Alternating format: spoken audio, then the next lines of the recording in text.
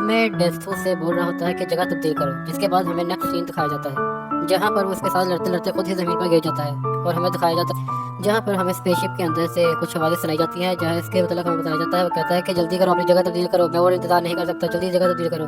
जिसके बाद गवर्नमेंट डेट्सू से बोल रहा होता है अब मैं पायलट हूँ, अब मैं ही पायलटिंग करूँगा, तुम पीछे बैठो और उस नैमिक के साथ बातें करो।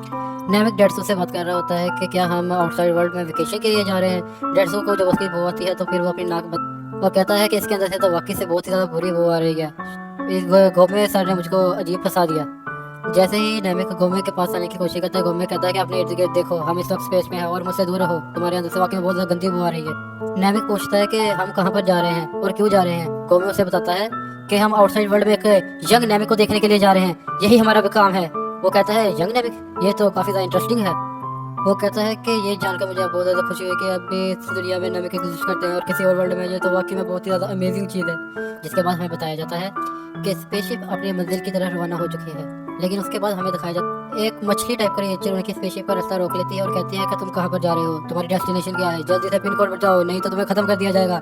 जिसके बाद हमें स्पेसशिप के अंदर का सीन दिखाया जाता है। गोमे में उस पर चलाना शुरू कर देता है, कहता है कि तुम्हारे कोई शर्म नहीं आती, डीमन किंग से कैसे बात कर रहे हो, मुझे डीमन किंग बुलाओ, मेरा नाम है डीमन किंग गोमे।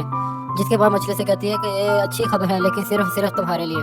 वो मछली टाइप क्रिएचर से कह रहा होता है कि जल्दी से पिन बोलो, उससे पहले कि मैं तुम्हें उसी जगह पर उठा के फेंक दूं जहाँ से तुम आए हो। जिसके पास हमें बताया जाता है कि पिन के बारे में से सिर्फ सुप्रीम काय को ही पता होता है। जिसके बाद हमें सुप्रीम काय का सीन दिखाया जाता है जो कि बताता है कि पिन है 446273। उसके बाद मछली कहती है कि मैं अभी इसको वेरीफाई करता हूँ। जिसके बाद जैसे ही उसको वेरीफाई कर वो अपने बड़े से मुंह को खोल देता है और कहता है कि चलो ठीक है, अब तुम्हारे जाने का वक्त हो चुका है। जिसके बाद हमें उसके मुंह के अंदर एक छोटे से गेट को दिखाया जाता है जो कि अचानक खुलना शुरू कर देता है और वो सब लोग उसी गेट के अंदर चले जाते हैं और हमें दिखाया जाता है कि वो एक अलग डायमेंशन में पहुंच चुके होते हैं जहां पर उनके सामने एक और फिश आ जाती है। वो फिश कहती है कि आखिर तुम इस डायमेंशन में कौन से प्लेनेट पर जाना चाहते हो। जैसे ही वो उससे पूछता है कि उस प्लेनेट का नाम क्या था, वो कहता है कि इस प्लेनेट का नाम अर्थ है। वो कहता है कि अर्थ, उसका यूनिवर्स कौन सा है। वो कहता है कि यूनिवर्स 7। वो कहता है कि आजकल इस यूनिवर्स में बहुत सारे लोग जा रहे हैं, वैसे भी हाल ही में अर्थ से काफ़ी ज़्यादा फेमस हो चुका है। जिसके बाद वो मछली उनको बताती है कि तुम्हें क्या मालूम नहीं है कि एक दिन में से 2 लोग यूनिवर्स 7 में नहीं जा सकते। वो उनको बताता है कि तुमसे पहले भी एक लड़की वहाँ पर गई है। जिसके बाद वो हैरान होकर पूछता है कि कौन गया है। जैसे ही वो बताता है कि तुम्हारी सुप्रीम काय की बहन गई है, वो सब लोग सुनकर हैरान हो जाते हैं कि आखिर वो वहाँ पर क्या करने के लिए गई है। मछली बताती है कि तुम बहुत ही ज़्यादा एरोगेंट हो, तुम्हारे बीच इतनी भी ज़्यादा तमीज़ नहीं है कि आखिर अपने से बड़े लोगों के साथ किस तरीके के साथ बात की जाती है। जिसके बाद गोमे उससे माफ़ी मांगता है, कहता है कि प्लीज़ हमें जाने के लिए इजाज़त दीजिए। वो कहता है कि ठीक। जिसके बाद गोमे के चेहरे का एक्सप्रेशन कुछ ऐसा हो जाता है और हमें बताया कि उस मछली टाइप क्रिएचर ने उस पोर्टल को खोल दिया है और वो उनको बताता है कि अपना वक्त बर्बाद करना बंद करो, जल्दी से अब जाओ, मेरा वक्त ज़ाया करते जा रहे हो, मैंने जाकर टीवी सीरियल भी देखना है।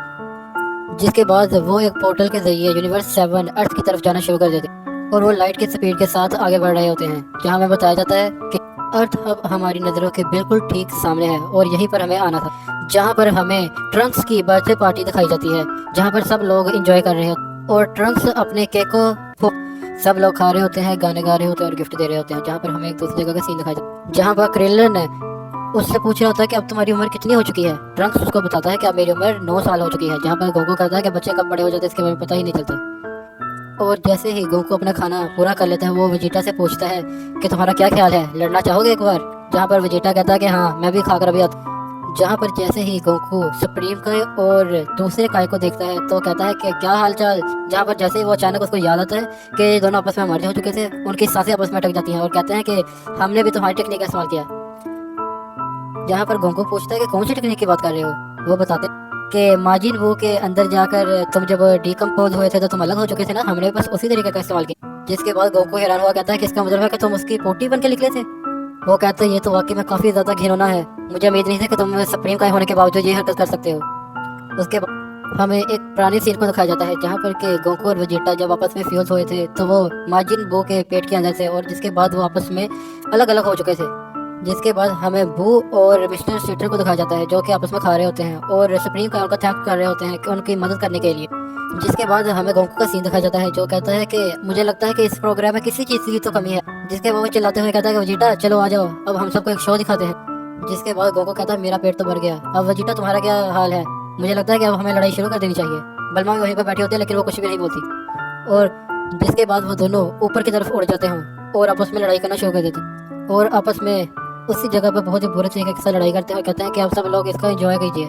जिसके बाद ट्रंक्स बल्मा से कहता है कि क्या तुम्हें इससे कोई दिक्कत नहीं है, वो तुम्हारी बर्थडे पार्टी को खराब करे हैं। बल्मा कहती है कि मैं इसमें कुछ भी नहीं कर सकती, क्योंकि वैसे भी वो मेरी बात सुनते ही कहाँ हैं, और वैसे भी जब वो लड़ाई कर रहे होते हैं तो वो किसी की बात नहीं सुनते, और वैसे भी वो लड़ाई किए बगैर रह भी नहीं सकते, इसलिए उन्हें रोकना बिल्कुल फजूल है। जहाँ पर नेक्स्ट सीन में हमें गोकू और वेजिटा को आपस में फाइट करते हुए दिखाया जाता है, जिसके बाद गोकू और वेजिटा स्पेस में आ जाते हैं और आपस में अपने सबसे ज़्यादा पावरफुल अटैक का इस्तेमाल करते हैं, और वहाँ पर एक बहुत ही बड़ा धमाका दिखाया जाता है। जिसके बाद हमें ड्रैगन बॉल गार्डियन कैप्सूल को दिखाया जाता है, जहाँ पर कि हम टिंडे और दूसरे क्रिएचर को दिखाया जाता है, जो कि आपस में बात कर रहे होते हैं कि पता नहीं आजकल क्या चल रहा है, हमें कुछ समझ नहीं आ रहा, कोई अनजान खतरा इस ज़मीन की तरफ बढ़ रहा है, मुझे ऐसा फील हो रहा है। जिसके बाद हमें जैसे ही वो ऊपर देखते हैं तो हमें दिखाया जाता है कि वो एक स्पेसशिप को देख रहे होते हैं और कहते हैं कि ये यहाँ पर क्या, वो स्पेसशिप उनके सामने ही आकर लैंड हो जाती है, और टिंडे बहुत ही ज़्यादा हैरान होता है कि ये यहाँ पर क्या कर रहे हैं। स्पेसशिप का दरवाज़ा खुलता है और हमें गोमे को बाहर निकलते हुए दिखाया जाता है, जो कि कुछ अच्छी हालत में नहीं दिखाई दे रहा था। जिसके बाद टिंडे गोमे से पूछता है कि तुम कौन हो, जिसके बाद गोमे कहता है कि मैं एक डेमन किंग हूँ। जिसके बाद हमें उसे ओल्ड नेमिक का सीन दिखाया जाता है, वो कहता है कि हाँ ये तो वाकई में एक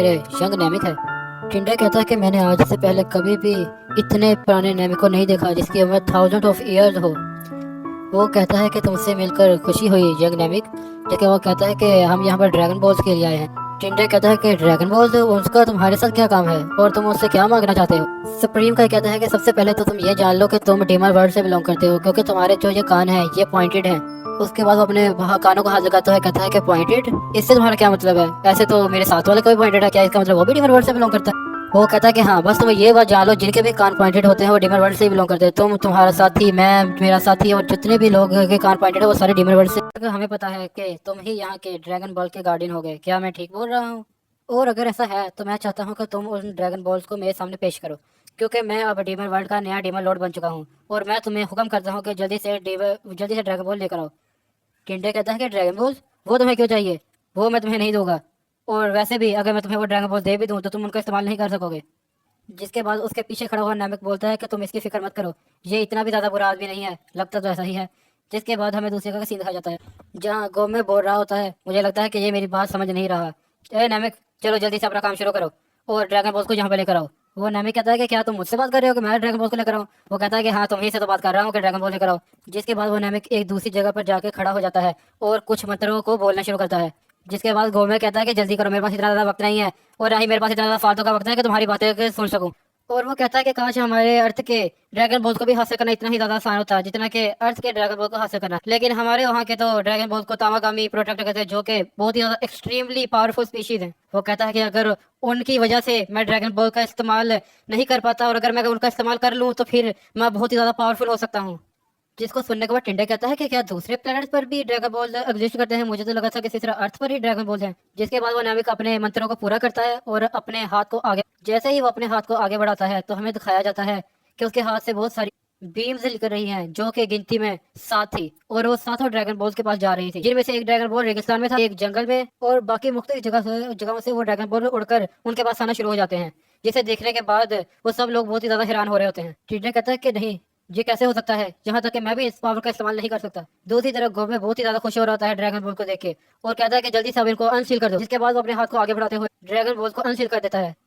जिसके बाद टिंडे कहता है कि रुक जाओ, तुम ऐसा नहीं कर सकते, मैंने तुम्हें कहा नहीं है कि विश ड्रैगन को बुलाओ। दूसरी तरफ हमें सुप्रीम काय को दिखाया जाता है, जो कहता है कि इसका मतलब है कि अब हमें कुछ दूसरे मंत्र बोलने पड़ेंगे और हमारे पास टोटल 3 विशेष हैं। टिंडे उसको रोकने के लिए जाता है तो वो टिंडे को दूर फेंक देता है, कहता है कि दूर रहो, और उस काले वाले मॉन्स्टर से कह रहा होता है कि तुम इसका ध्यान रखो, इसको कुछ होना नहीं चाहिए, ये हमारे लिए बहुत ही ज्यादा अहम है। जिसके बाद वो उस किताब में मौजूद कुछ लफ्जों को बोलता है, जिसके बाद वो कहता है कि शिरोन हासिल हो। जिसके बाद वो ड्रैगन बॉल चमकना शुरू कर देते हैं और हमें दिखाया जाता है कि आसमान काला पड़ना शुरू कर देता है। एक चमकती हुई रोशनी के साथ एक ड्रैगन बॉल से ड्रैगन बाहर निकलता है। दूसरी तरफ टाइम कैप्सूल पर हमें बोल्मा और दूसरे लोगों को दिखाया जाता है, जो कहते हैं कि आखिर आसमान काला क्यों हो गया, इसका मतलब है कि कोई ड्रैगन बॉल को इस्तेमाल कर रहा है, और हमें नहीं पता क्या इस बार भी फ्रीजा आया है।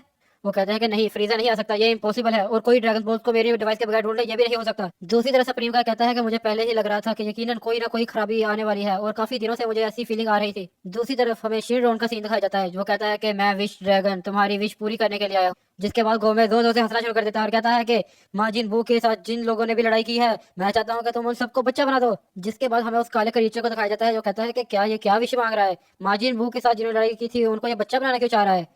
दूसरी तरफ हमें विश ड्रैगन को दिखाया जाता है, वो कहता है कि उनमें तो कुछ पहले से ही बच्चे हैं, तो उनका क्या कर सकता हूँ मैं। जिसके बाद वो थोड़ा सा परेशान हो जाता है और कहता है कि अब मैं क्या करूँ। उसके बाद उसके दिमाग में एक तरकीब आती, वो कहता है कि ऐसा करो, उनको मजीद बच्चे बना दो ताकि वो मजीद कमजोर हो जाए। इसके बाद विश ट्रैकर कहता है कि तुम्हारी विश पूरी हुई, अब मेरे जाने का वक्त है। इसके बाद उसको रोकते हुए कहता है कि तुम क्या बोल रहे हो, हमारे पास 3 विशेज है, तुमने अभी सिर्फ एक पूरी की है और तुम जा कैसे सकते हो। दूसरी तरफ हमें ड्रैगन का सीन दिखाया जाता है। वो कहता है कि बहुत अच्छे, लेकिन तुम्हें इस बारे में मालूम था, लेकिन ये सिर्फ और सिर्फ उनके लिए है जिन्होंने मुझसे कम से कम 10 बार विशेज मांगी हो और तुम आज पहली बार विश मांग रहे हो। इसके बाद गोमे बहुत ही ज्यादा गुस्सा होने लग जाता है। वो कहता है कि ये ड्रैगन तो बहुत ही ज्यादा दोगला निकला और कहता है कि अगर मुझे वो डार्क आई नहीं मिली तो फिर मैं डीमन लॉर्ड कैसे बनूंगा, और मेरे पास इतना ज्यादा पावर भी नहीं है कि मैं उनको बच्चे वाली सूरत हाल में भी हरा सकूं। वो कहता है लेकिन फिर भी कोई बात नहीं। दूसरी तरफ हमें बुल्मा का सीन दिखाया जाता है जो कि अचानक ही कुछ अजीब महसूस करती है, और हमें दूसरी तरफ का सीन जहाँ पर के क्रिनलन भी कुछ अजीब महसूस करता है। उसके बाद गोकू कहता है कि ये क्या मैं छोटा हो रहा हूँ। उसके बाद ये तीसरा एपिसोड 1 का पार्ट 2 है, और मैं आप सबसे माफी मांगना चाहूंगा कि मेरा सिस्टम थोड़ा सा प्रॉब्लम कर रहा था, इसे भी सिस्टम बदलना था, इसलिए आप जो सी एपिसोड थी ना वो थोड़ी सी लेट आई है। तो मैं उम्मीद करता हूँ कि आप आज जो मैंने सारी एपिसोड अपलोड कर दी है, तो मुझे उम्मीद करता हूँ कि आप इंजॉय करेंगे।